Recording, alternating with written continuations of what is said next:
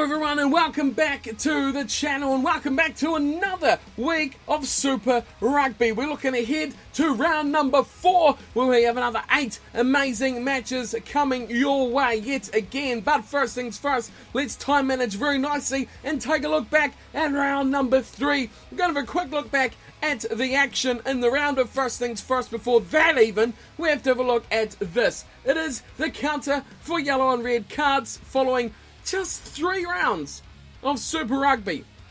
Ridiculous, isn't it? Let's get that up there. Ding, it is indeed 32 yellow cards and of course the 1 red card so far in the competition. 32! We are still averaging over 10 per round. That is ridiculous. We're still on target to hit last year's total in half the competition in 2017. Insane numbers of yellow cards, and really, is there any way we can see it changing? I don't think so. The way the competition's going at the moment, it's just going to keep climbing and climbing and climbing until we break all barriers and set new records for yellow and red cards in 2017 of Super Rugby. But we've got that up there. Next up, we're going to have a look at the fixtures and results from round number 3. So it all kicked off on Friday night where the Chiefs were up against the Hurricanes. Now this was 2 of the best performing sides in the tournament so far. A big New Zealand derby match that was ruined by 2 things: the weather and the referee. Both were atrocious.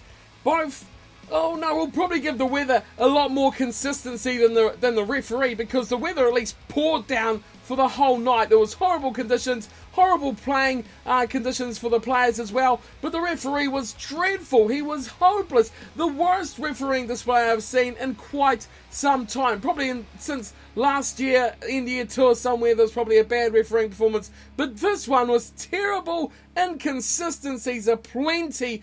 Yellow cards for the Hurricanes, and the Chiefs really did get the rub of the green. Not really saying that's why they won, but it went a long way towards it. What stood out for me about this match was one thing: the pouring rain and the amazing skill level of rugby that was played throughout that matchup. It was played like it was a beautiful sunny day, and the skill level was just sky high, top of the roof. It was great skilled rugby, open play. They were chancing their arm, handling was perfect, and it was a great match to watch in the rain. Very strange, they didn't revert back to old boring kicking games or anything like that. They stuck true to their game plan, and it was an exciting matchup. In the end, it was the Chiefs who come away with the home win, 26-18, but you got to think and look at it and say, both of those teams, definitely the Hurricanes as well, still up there with later on in the competition. I'm sure they will be there or thereabouts come the end. The Chiefs, though, off to a great start, winning 3 New Zealand derby matches to kick off their Super Rugby season, which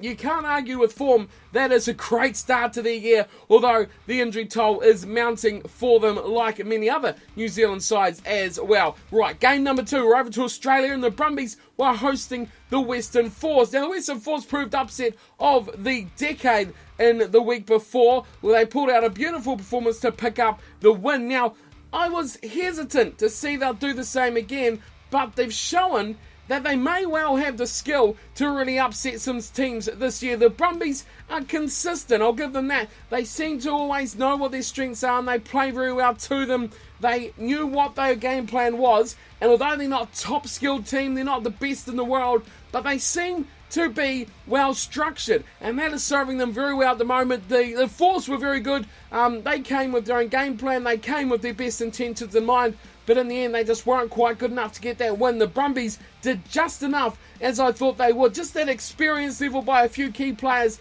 seemed to be the difference, and a good performing pack as well that seemed to know what they were doing. Like I said, structures and experience proved to be the undoing of the Western Force in the second game of the round. 25-17, the final score in that one. The Brumbies taking a close win, but I've got to credit the Force. I thought they played very well, and they're only going to get better throughout this year, so they are a real danger, especially at home as well, which even makes them more of a difficult proposition.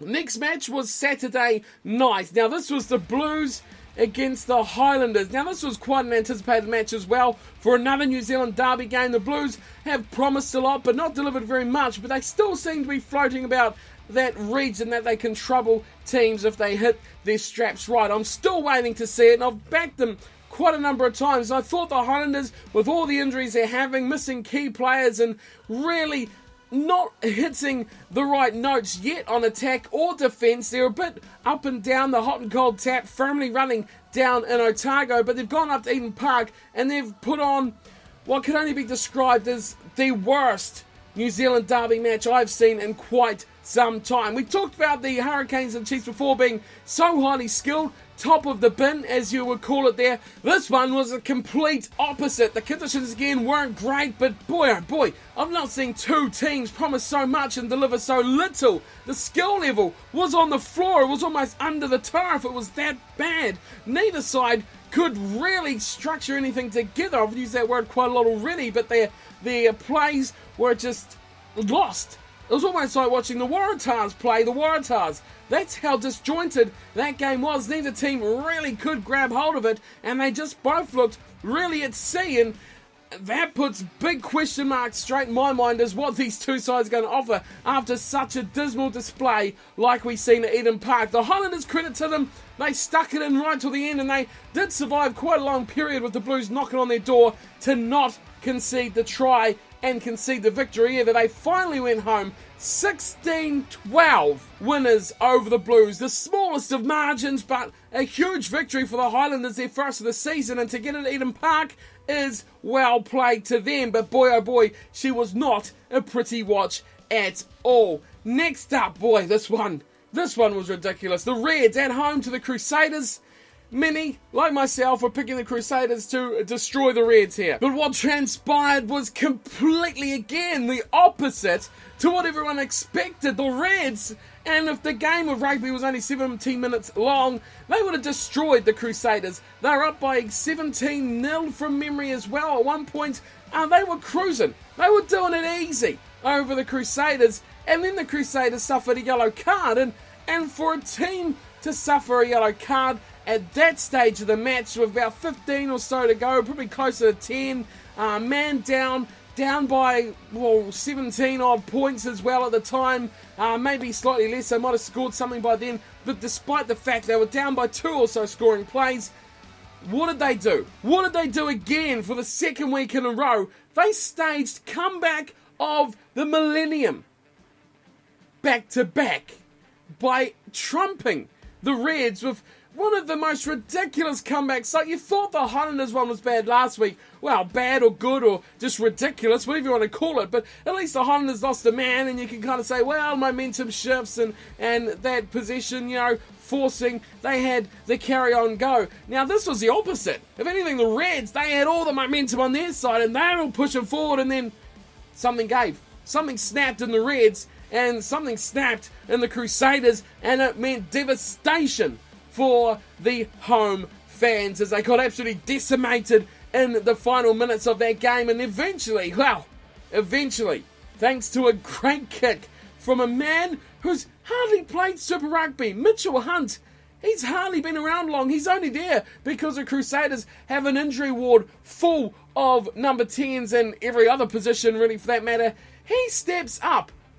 Time was up. A shot at goal to win the game. This kid, he's not very old, he's not experienced, but he has got nerves of steel. He stepped up and he slotted that penalty straight down the guts like you wouldn't believe it. Like he was a seasoned pro, like he was one of the best in the world that you expected. He nailed it. I couldn't believe it. I thought if there was a moment someone was going to crack under pressure, it was right then. That was it for him. Hunt was going to be made or sold down the river. At that moment, I think he has done himself a great deed by kicking that goal. Moving on though quickly, 2022 to the Crusaders was that final score. We move our way over to South Africa, and it was the Kings versus the Stormers. Now, like last year again, we're going to be talking about these two teams, I think, quite a bit with interest as well, especially if all this talk about Super Rugby being cut down in the future, maybe next year or whenever it's going to be. The Kings, they're obviously top of that list for dismal displays. This is another one you can chalk up on the list of dismal displays from the Kings. I'm not even going to talk about them because that's how bad they were. They scored a penalty early on and then didn't do anything till right at the end where they scored a try when the game was effectively over. The Stormers, though, we will talk about them in a lot because they're actually trekking as one of the best teams in the competition so far. They've looked very impressive. They've destroyed the Kings this week. They've just scored points for fun, scoring tries. They've got talent everywhere.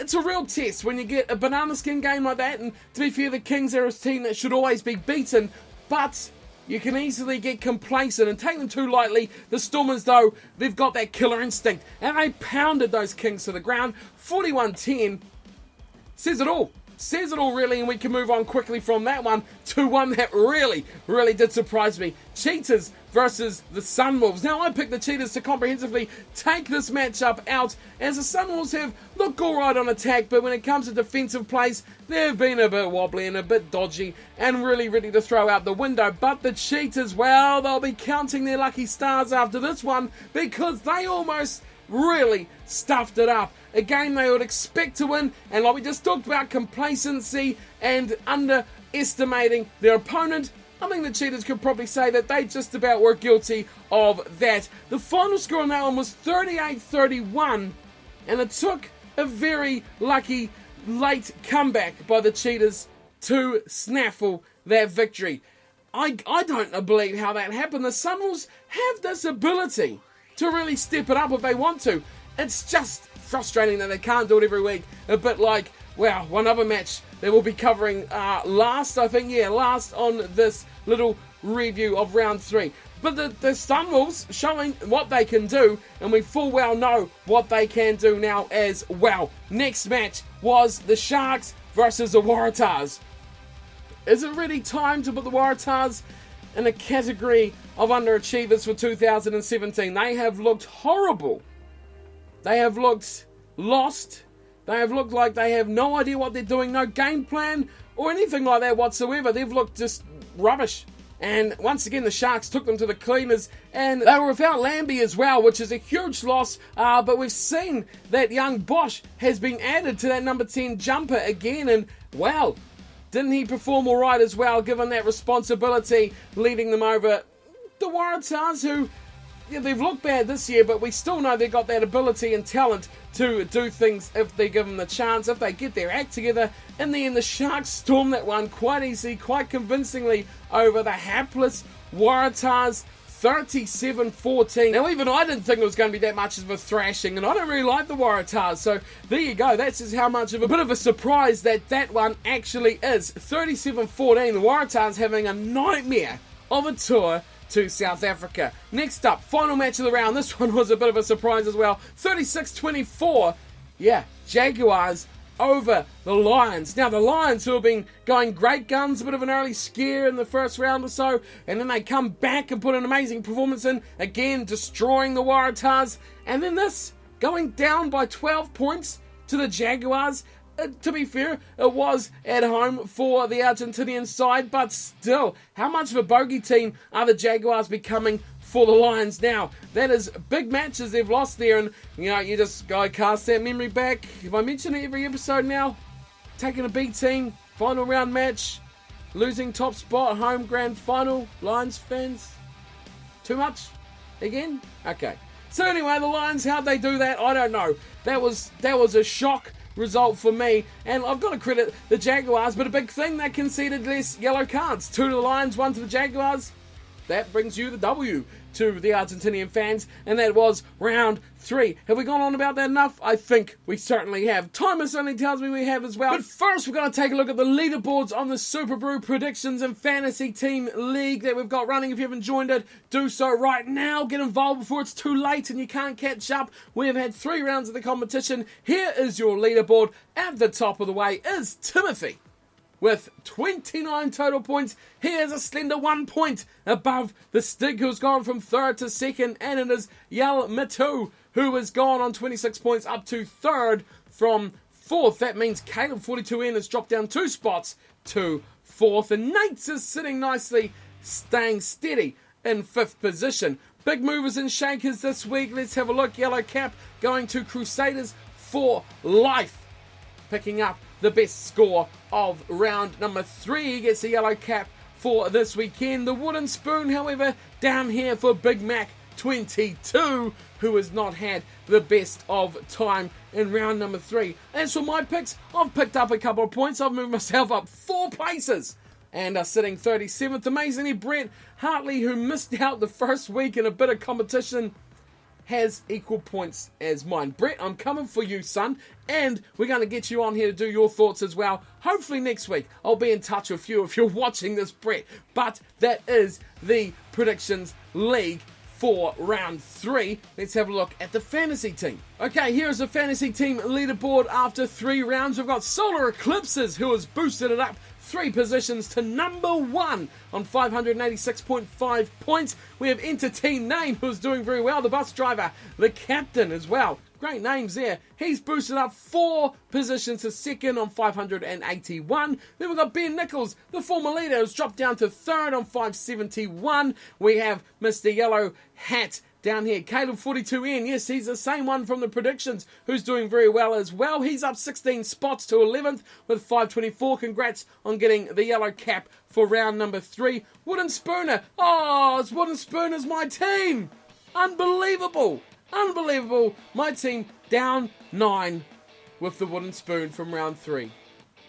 But I'm still not last. I'm not last. I'm sitting 29th. Down the bottom of the table is the Disaffected Warriors from Big Donator 142 with just 120 points. But that's alright. We're looking okay. Hopefully we can ditch that Wooden Spoon for round number 4. Let's get on to the picks for round 4. Well, we have another 8 matches. That means 2 sides are going to be having a bye this week. They are the Force and the Stormers. So one of the better performing sides is out this weekend, and that Banana Skin team that the Force have really grown into the role of also are going to be out this weekend too. So that leaves 8 matches to be played. It all kicks off Friday night with the Crusaders. Oh, Lady Luck Crusaders up against the Blues. Now again, this one is going to be tough. Very tough to pick, especially with news coming out today that there's going to be no Israel Dag for about 6 weeks as well for the Crusaders. But like I've said on Twitter and that to you guys that have mentioned it to me, there's a reason New Zealand rugby is so strong. It's because opportunities like this come up for the New Zealand franchises all the time. Injuries happen, and when injuries happen, players get opportunities that they otherwise wouldn't have had. And we're going to see new players coming in that start performing at Super Rugby level. Bang, a star is born. That's how it happens. So, no Dag, but I think the Crusaders will still manage to, sort something out. They'll find someone. They've got plenty of depth. That their bench seems to perform, even though it's not known players or highly performing players in Super Rugby before. They just perform. It's that jersey. I don't know what it is. The Crusaders culture seems to live on strongly for that team. They're up against the Blues. Now, the Crusaders, we've learned already, masters of the comeback, and if, they're from 20 points with 10 minutes to go, you can probably count yourself a loss. That is how ridiculous they have become. Now, the Crusaders are almost becoming like the All Blacks when it comes to yellow cards. You give a team a yellow card, it's supposed to punish them, but it seems that they're learning like the All Blacks do. They're getting them so often, like all the teams are, but they're learning that it lifts their game somehow. I don't understand how they do it, but look at the Reds game. They lost a man, and then they scored all those points, which they hadn't done for 70 minutes before when it was 15 on 15. That is ridiculous. How they do it, I do not even know. They should have been on a 2-game losing streak, but they're not. They should have lost to the Highlanders. They should have lost to the Reds. But it's credit to how good this team is that they keep getting the win. And it's hard not to back them after all the talk about them being the slow starters and they don't get going until round 6, blah, blah, blah. Puh, that's gone. That has been completely destroyed in 2017. And like we talked about just before, this is why the Crusaders become the conveyor belt of talent. Just these players coming in. No Moanga, huge loss. But don't worry. They've got Mitchell Hunt. They've got Marty McKenzie. ITM performers. Who cares? Super Rugby, step up. You've got this support around you. That the Crusaders seem to be so good at supporting the players that are around them as well. Young players in the team that have no pressure and they can just play their natural game. How the Blues could take a leaf out of that book for their number 10s, Ehai West. I'm looking at you, man. You really need to be in a team that helps you like the Crusaders. because you're a good player and you're getting bad raps about your team and performances because you don't have that support. I read things time and time again. When will the Blues get a class fly half? Well, it's when they get a team that can support a player at number 10. I don't care who's running that number 10 jumper in the Blues. If they don't have support around them, they're not going to perform. Look how good Bryn Hall looks at the Crusaders. He come on against the Reds, and man, he sparked that team off the bench. He was brilliant. What did he do at the Blues? He was okay. He started most of the games. He played at an alright level, looked decent enough. But man, he looks transformed at the Crusaders. What is it about that team that they just produce talent or lift talent up that level? That's what I mean. Is it time for Ehi West to move away from the Blues? And I bet you, if he goes to the Crusaders, he will look such a better player. Or a team like them. Any of the other New Zealand teams, he'll probably look a lot better player than he does at the Blues. Talking about the Blues, for me, they've got a massive question mark now about the quality of that team. On paper, they look superb, they look good, but they are not performing. They are not producing the results at wow. And again, like I said, pressure is firmly going on Ehi West. Like he's the only man that can spark this team. How about supporting him? How about building the team around him to perform? I notice he's been dropped and they're starting Piers Francis at 10. Sure, another good player, but I can see there's going to be pretty much a similar result on him as well that we see from Ehi West. And maybe they need to start looking about how they support their number 10. Maybe, like I said before, it's time to start taking a leaf out of the Crusaders' book. I'm calling a big win here for the Crusaders. I think they're going to do the Blues big time, and it's going to be Crusaders by 19. Easy win, no problems. Back at home as well, which is a big, big thing for the Crusaders to be back in front of their home fans. And I think we're going to see that dodgy, first 40, 50, 60 minutes gone for the Crusaders. We may see a clinical display from the home side here this weekend. Second match of the round is the Rebels versus the Chiefs, and back from the bye are the Rebels. They had a terrible start to their season as well, but you got to be fair and say what Australian team hasn't had a terrible start. The worst start in Australian Super Rugby history as well, just to add that little dagger in the back of every Australian Super Rugby fan out there as well. Can the Rebels improve? That's the big question we all want to know the answer to. Decent enough team on paper, again, like the Blues, but you got to question the performances that are coming out of this team, and the pressure just goes up more and more, as we were talking about before. All this talk about teams getting kicked out of Super Rugby, you got to perform. The Rebels aren't performing. They are, chop and block, and it's slicing and dicing right on the little hairs of their chinny chin chin. To take a note out of the book of a famous little tale. Anyway, the Chiefs, on the other hand, they're much like the Crusaders, how they just seem to know what to do to get the win. I think the Chiefs could easily be 0-3 at the moment, the way they've played, but like the Crusaders again, they just know how to do enough to win, and that is what most important. They adapt. I think that's what they did against the Hurricanes better than the Hurricanes. They adapted to the rain, they adapted to the weather, and they adapted to the style as well, which the Hurricanes, I think, failed to do in that matchup. They've got an excellent pack, and the team really builds up around them. They don't have all the superstars everywhere. I mean, Stephen Donald come on for 75 minutes of that last match and performed like, it was a 2011 Rugby World Cup. He was great, and he just seems to never get old, that man, which is just ridiculous. And again, like we said, it's the adaptability of the team that seems to be their strength of their core at the moment. I'm seeing their team that was released just a few hours ago. I'm recording this on Wednesday night.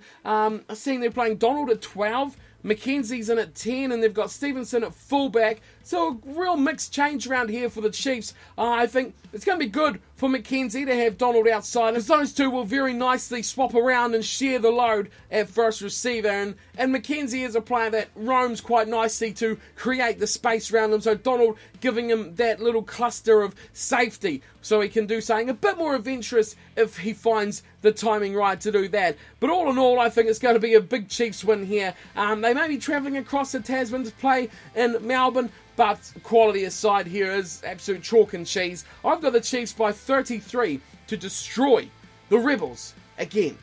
Fourth round, 3 games, Rebels, rubbish. They should be, really, you got to look early on, the worst Australian side in 2017. Moving swiftly on, we're off to South Africa where the Bulls are in action against the Sunwolves, and this is a bit strange, isn't it? The Bulls winless. Now, I thought I quite liked the Bulls at the start of the season. I thought they had a bit of promise and a bit of potential to do something good in 2017. But so far, they are really yet to live up to the hype of my expectations, to be fair. They're coming off the bye. They had the bye last weekend as well, along with the Rebels coming off that bye as well. And I think there's got to be a lot that changes for this Bulls team if they're going to get anything out of this season. First off, they need to win here against the Sunwolves. And the Sunwolves, well, they looked pretty good last weekend against the Cheetahs. And the Cheetahs, well, they look to be one of the better South African sides that I expected the Bulls to be. The promise of the style of rugby they played last year seems to have swiftly gone out the window and backwards. If anything, not forwards, what we would expect. They are back at home though, and after a week off, you'd expect there's been a lot of work done as well to make them a bit better. You know, they'll be demanding something better and demanding a win here as well against the Sunwolves, a team that definitely, you know, that date would have been circled with a big W in it because this is a must win any time of the season. But now, after a winless start to the season, it is bigger than ever. Now, for the Sunwolves, it's almost an opportunity.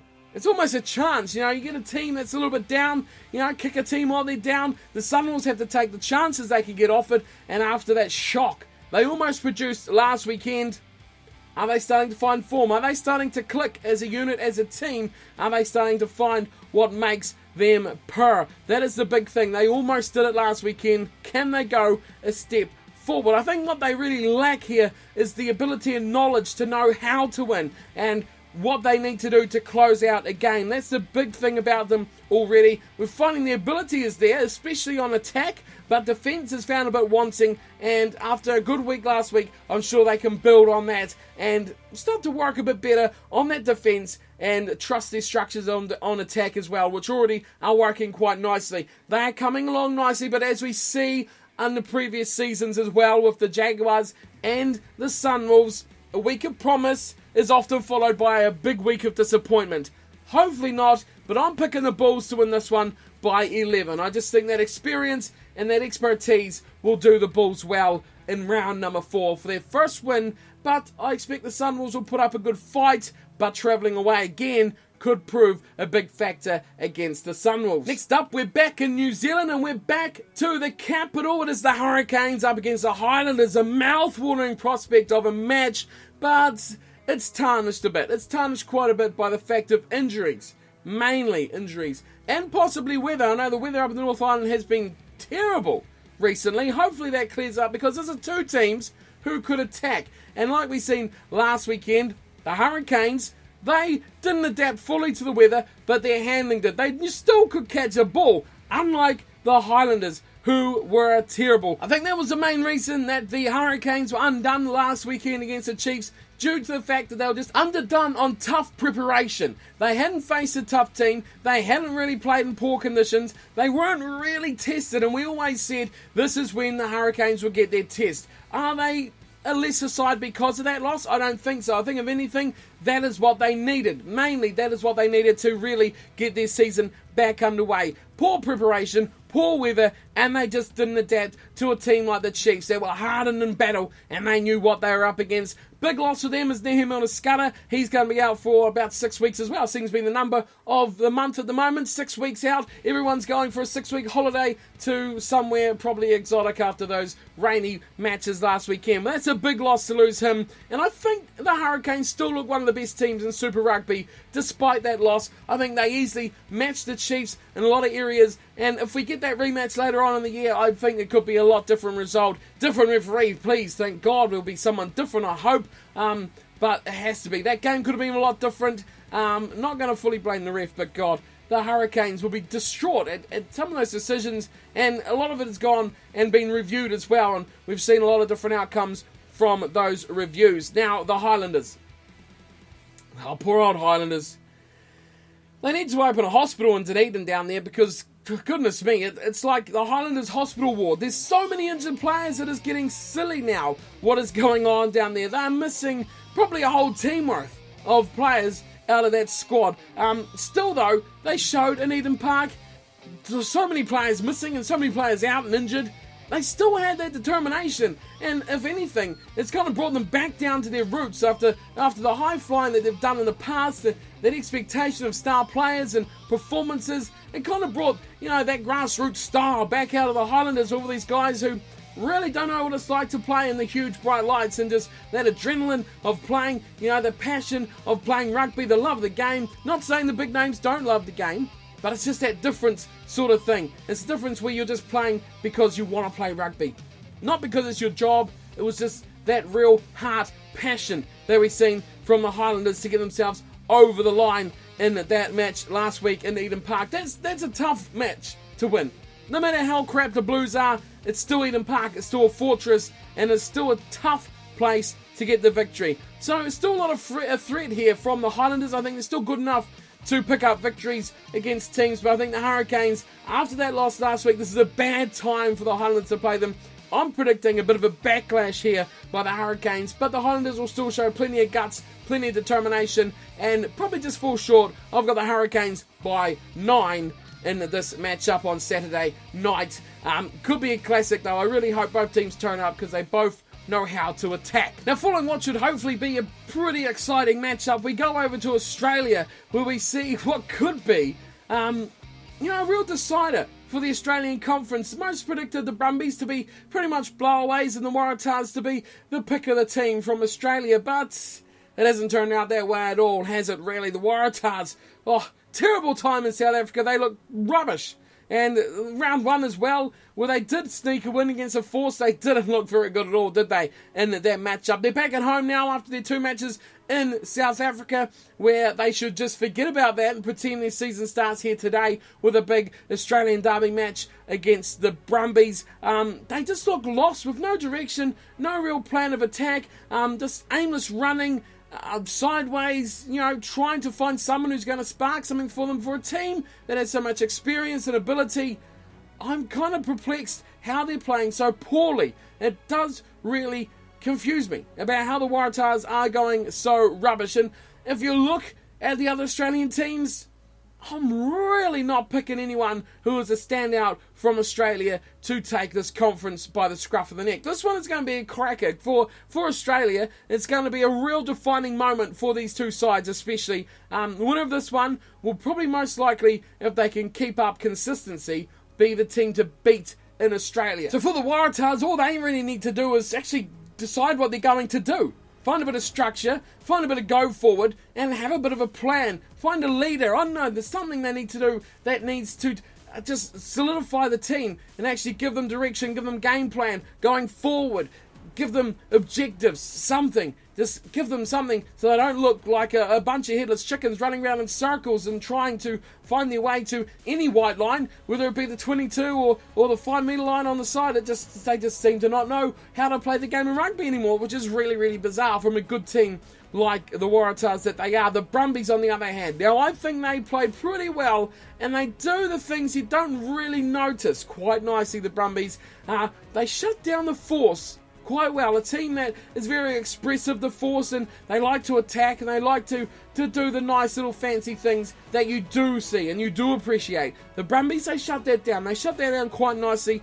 and they nullified what the force could do. And that slipperiness that the force seemed to be, where they can just slither away like a little snake, and before you know it, the game's almost out of your reach. They did well to shut that down. And like I spoke of before, they seem to be good at going back to what they know. I'm talking the big mauls up forward, keeping things tight, just slowing the game down so that they have control, which is the biggest thing for the Brumbies, and I think they do that quite well, especially in the last couple of weeks, where they've looked better than people have really given them credit for, because they're doing a good job that you don't notice. They're not doing the big crossfield kicks, high flying, offload city. They're not doing that. They're doing the simple game, and they're doing it very, very well. And when they got a player, and again, this is what I talk about, fly halves, they're performing well when they shouldn't be. I'm talking about Hauera once again. Every week I seem to mention him. I ripped him off and said he wasn't going to be any good at Super Rugby level, but he's well and truly proven me wrong here. He's a great little find, and, I look at teams that are needing a fly half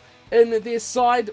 It's looking a bit rough at the moment. There's not very many fly halves floating around, especially from New Zealand, when we're feeding half the Australian division as well, which, isn't good for Australian rugby either. But he's performing very, very nicely, and I think that's a good boost to the Brumbies as well. And I'm going with the Brumbies here. I'm going with the Brumbies by 7. Yep, I know you're not going to like it, but it's Brumbies with the win by 7 points over the Waratahs. Next up, we're heading to South Africa. It's the Lions. Oh dear, what are the Lions up to? Up against the Reds. God, what are the Reds up to? 2 teams, unpredictable as hell. What is going to happen here today? And what the hell happened to the Lions last weekend? Good God, they destroyed the Waratahs the week before, and then they get absolutely messed up by the Jaguars. I mean, what is going on there? Inconsistency 101 right there again from the Lions, a team I'd expect to do the damage in the must-win games. Like the Jaguars would be a must-win game, but they just seem to cannot be able to put them away, like we talked about before. The real bogey team of the Lions now is becoming the Jaguars, and that's going to be a real tough one for them to get over again in Argentina. It was the battle of the yellow cards, and again, 3 from that game, 2 to the Lions. They need to clean that up. And that's a real testament to what I speak about every time about yellow cards. Sure, deserved, not deserved, whatever. I don't care about that. The fact of the matter is you get them and you lose a player. Don't do it. Don't get the cards. Credit to the Jaguars. They cleaned it up enough. Enough to get the win. They were 14 men at worst. And only 10 minutes. The Lions, they were down 2 men. So that means, advantage Jaguars. And is that why they won? Probably not. But you got to credit their improved discipline. You got to say more than 1 yellow card in the match is not good. And another point from that Lions match against the Jaguars as well, they gave away a lot of kickable penalties, which gave the Jaguars that little bit of a boost up, just for easy points. Whereas the Lions didn't pick up any easy points like that themselves. That's a big thing. Easy penalties keeps that scoreboard ticking over, keeps the pressure firmly on the other team. The Lions were chasing the game for a lot of that match as well, which is never a good way to play rugby, and it eventually caught up with them. Yellow cards never help. You get more and more like you're digging yourself in your own grave, and that is what the undoing was of the Lions against the Jaguars. They've got to change that, turn it around. A week, it's got to be enough time for them as well. As for the Reds, wow, I've given up hope on the Reds. If you watched last week's review of the round 3, you will have noticed that I wasn't really in high hopes of what the Reds would offer us. I ripped them off. I said they're going to be rubbish. I'm disappointed all the big names weren't standing up. Well, they just about threw a big pie in my face right on that one as well. They were pretty good for 70 minutes against the Crusaders, a good team as well. I thought I was going to have to be eating few of the words I said, but they still crumbled and they still choked. And they crumbled all over the floor, all over the field, all over the goalposts, all over the referee. They just crumbled everywhere. There was a big mess of Reds cookie everywhere in Queensland last weekend. What have they got to do now? They've got to look at what they did well for 70 minutes. That's the main thing. And they've got to take that on the road with them, which is the biggest thing, because the road has not been kind to Australia, who again have had the worst start in Australian Super Rugby history. So that's a big thing for them. They need to pick that off, and they need to, I don't know what they're going to find, but the Lions are going to be absolutely livid about what they did against the Jaguars. The Reds are going to be like, oh, well, let's look at the positives. They'll be gutted that they lost that one to the Crusaders, a game they should have won. It's going to be 2 teams who are going to be pretty pissed off, I think, and that could make for a lot of red cards. I'm picking the Lions to do that one quite easily. 18 points I've got the Lions to win by. Hopefully not too many cards, but I can see there's going to be a bit of passion in this one. 2 teams feeling determined to turn around what was a disappointing round 3 for them. Now, while we're in South Africa, we're going to stay there because we've got the Sharks up against the Kings. Now, we talked about it before. No Lambie as well, which is going to be a bit of a loss for them, but if there's any time to play the Kings, it's when you lose your star playmaker as well. So, they were pretty good against the Waratahs. The Sharks, they impressed nicely. They looked like a classy unit as well, but without playing the Waratahs, who haven't performed very well at all on the road. So it's hard to read too much into that. It's like the Hurricanes when they played the Sunwolves and the Rebels. They look great, sure, but really, were the Sharks really tested against the Waratahs is the other big question. But it's a bit irrelevant here because we're going down another step anyway from the Waratahs. As bad as they are, the Kings aren't as good as the Waratahs at their worst. So I think the Sharks are going to be far too strong for the Kings. Being at home will certainly help them, but really the Sharks have to look at one of the best South African teams as well. They won a match on the road, which is huge for them as well, especially when you look at teams going the other way, aren't doing that at all. So really they've got to protect their own selves, protect their home stadium now. They've done the hard part. Now is where they've really got to put in the big graphs and take full reward of that good tour. While other teams are going on tour and they are starting to drop points big time, the Sharks can really put that big fist in and jump on the advantage that they've given themselves by some early hard work. The Kings still look out their depth. They managed a bit of a late comeback in their last matchup, but it was all a bit in vain. They scored a try against the Stormers in the last few minutes. I mean, is that really a comeback? I mean, teams go to sleep. When you're up by 40 points, you go to sleep, don't you? You just went, well, we're done. We've won. Who cares? The Kings really haven't mounted anything. They've looked good in patches, but like the Sunwolves, they kept that ability. But, oh God, really, they're not going to do anything, are they? They never threatened to win against any team. They led 3-0 against the Stormers last weekend. Wow. They led 3-0 and then conceded, 6 unanswered tries till the very bitter end. I don't think they're going to threaten the Sharks. Sharks are going to be all over them. Sharks are a great defensive team, which means they'll probably shut out the Kings, and then they'll get some good attacking training going in as well. Try to play some new moves or something. Try something out against the Kings. See how it goes in real match atmosphere. I mean, the only positive the Kings can take from their last match is they didn't concede any yellow cards, which isn't really much reward anyway, especially when you can't score any points against a team. But anyway, enough of that. Enough of the Kings. I've had enough of the Kings. Sharks by 34. Big win. Thumping win. Lots of points for me on my picks. That's it. Number 1. We're coming for you. Right, last match of the weekend. It's the Jaguars versus the Cheetahs. Now, two teams in very different situations here. Jaguars on a high. Big win. Unexpected win. They did something brilliant against the Lions and they'll be absolutely stoked. The Cheetahs, they will be breathing a big sigh of relief because they just about choked it big time against the Sunwolves. So, two teams, different mindsets, probably make for a decent match. The Jaguars, a team that will be high on confidence and they'll play better when they're high on confidence as well. But discipline. It's always going to come back to discipline as well.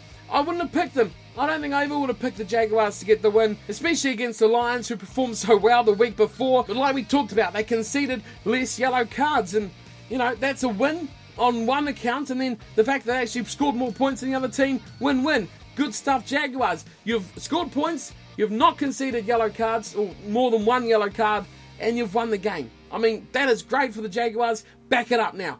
Back it up. That's the challenge. You've got to win 2 in a row. You've got to win 3 in a row. You've got to win 4. You've got to become a real threat to this competition and do what they did against the Lions. Get a lead, defend it, put pressure on the other side, force them into making mistakes, force them into defensive frailties, force them into make yellow cards, and then you take advantage. Do what everyone else has been doing to you for 2 years.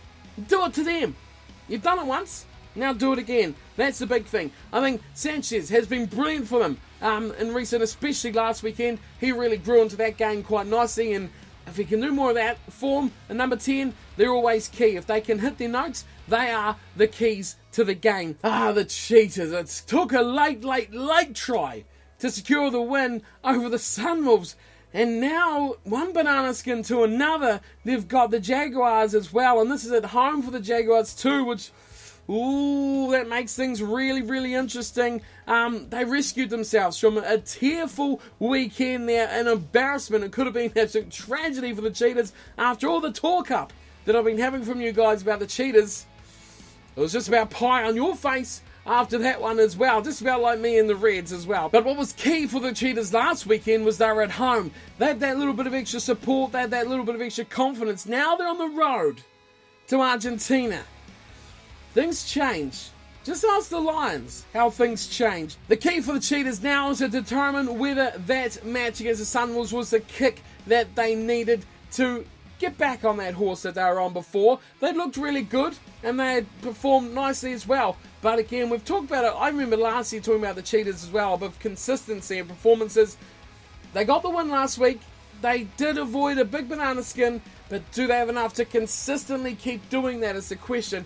I expect them to beat the Jaguars. Even though the Jaguars did well, I think the Jaguars most likely, possibly could fall over big time after getting a bit too groggy on a good performance last weekend. So that's where I'm going to go. I think the Cheetahs, more of a professional outfit. Nothing saying the Jaguars are not, but it's experience. Super Rugby experience especially. They know how torrid this tournament is and how long and how hard you've got to keep battling. These guys are a bit more battle hardened in Super Rugby than the Jaguars are, and they know that their title aspirations are a lot more than just a couple of wins during the season.